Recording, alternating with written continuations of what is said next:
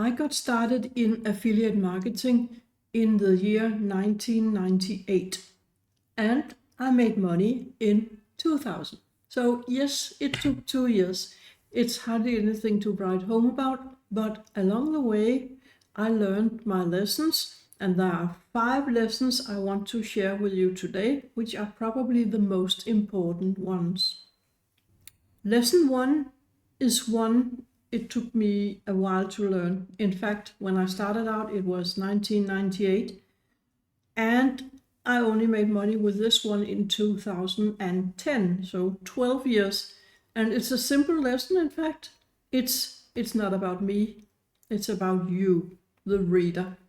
So here is one of my first homepages. So I found it on the archive.org, and it's written in Danish. And I made it around the year 1998, so 2 years before the year 2000. And I had found a place, a magical place online where I could buy DVD movies a lot cheaper and a lot before we could get them in Denmark. So I wrote about it, but that was all about me, because people in Denmark, they had never tried to buy online and they had no idea. It sounded dangerous to order something from the US. What if it didn't arrive? What if people just took the money and ran away? And how about typing in it's a Danish card system they have. If you type in those numbers on the internet, can anybody see them? What will happen? Will they empty my bank account? In short, I made no money whatsoever with this page, even though back then it had pictures on it. Here it has only saved some of the pictures for some reason. But you can see I have written about some of the movies I saw: Pulp Fiction, Diva, a French movie, and I wrote all about how I felt about those movies and why I liked them.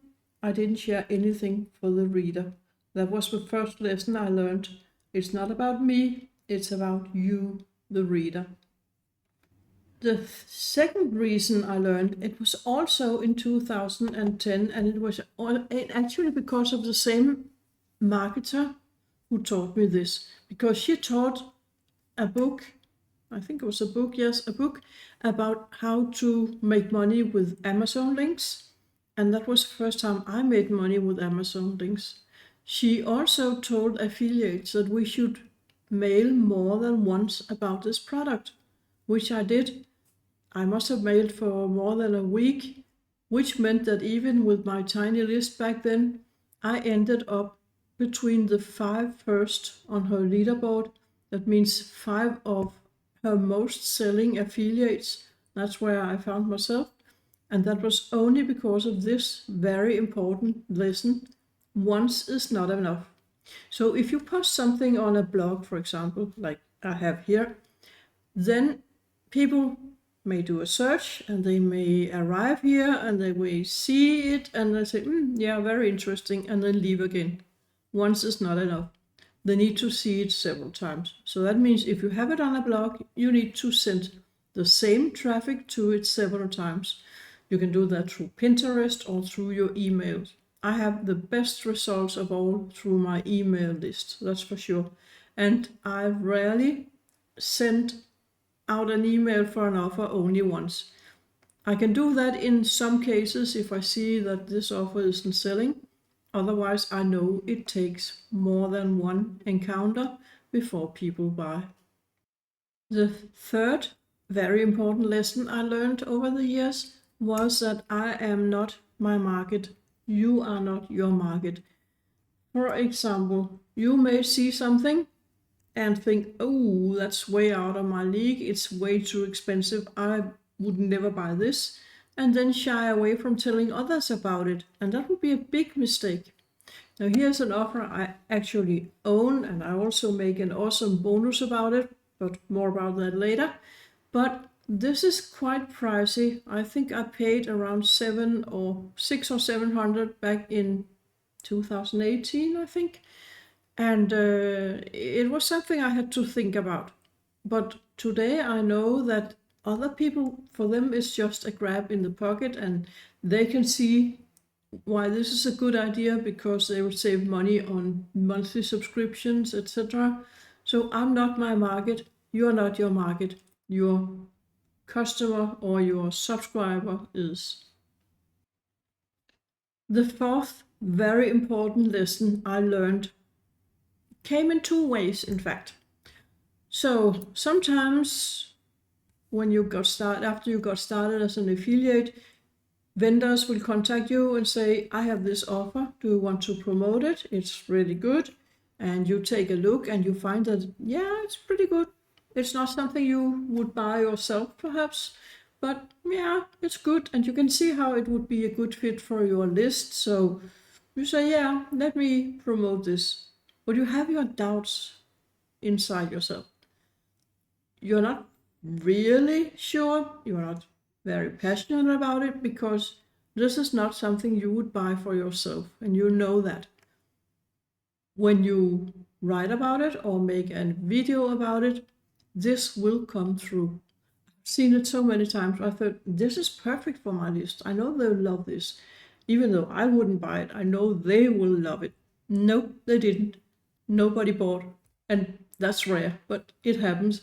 And if I had this doubt inside myself, it comes through, somehow it comes through in my writing. I mostly do writing, and people can sense it, and they sense there's something wrong. They don't know what is wrong, and the only thing that is wrong is just that it's not for me. So if you have doubts, then don't share. On the other hand, I have also experienced that I bought something myself which I liked, but I found some really bad things about it, and it was only a tiny bit of it that I really liked. Back then I didn't write that many emails, so I shared this on my blog, and I shared a complete review of this product. I said, I like this is good but not that good, and this part I really dislike. So, and then I continued, and I said, okay, I've been so honest here, so nobody will buy that. And to my big surprise, a lot of people bought. So if you have doubts, don't try to hide them. Share it with your audience because it will come through anyway. So be honest and open and share what it is you have your doubts about. Fifth, maybe the most important one of them all. So over the years, I have data here from Warrior Plus back to 2006, and I don't know if that was when they started, or I think it was. It could fit. And I have also promoted on other platforms before Warrior Plus came around. And when people saw me on leaderboards, they started to contact me. So this is not the end, and it's not in order of date, I think. But some of those vendors, they were very kind, and they shared a review copy with me, and I was very honored. Wow, they've noticed me, little my list, and they gave me a review copy I can use, and they say it's good, so it must be good because they sound so convinced that they have created a good product. So when I saw something about it I didn't like, I said, must be me, I must be wrong. So I said yes, and a lot of times I wasn't wrong, there was something wrong with it. Or in other cases, for example, I was always intrigued by videos, but I didn't really do them. So once in a while I did a video. I was mostly writing, and my audience knew me from my writings, and they didn't like videos much. But once in a while somebody came around and told me about their awesome video product, and I really liked it, I really did. So I shared with my list, but they didn't like video, so I didn't sell anything, and I wasted a week of emails to promote this one that nobody wanted. It took me a while to learn, but it's very important to learn to say no, thank you. Because those vendors, they are often very used to talk affiliate into promoting something because it's important for them to get out, to get seen by a lot of people. So they will try to convince you, and it took me a while to learn to say no.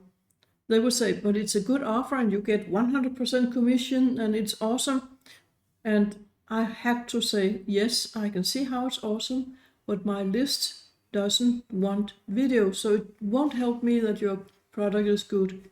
The thing that really made the point for me was when I told them that if I promoted to my list and sent 100 clicks or more and nobody bought, then it would look very bad for their statistics. So after I told them that, they stopped nagging me about it and left me alone and never asked me again for any video products.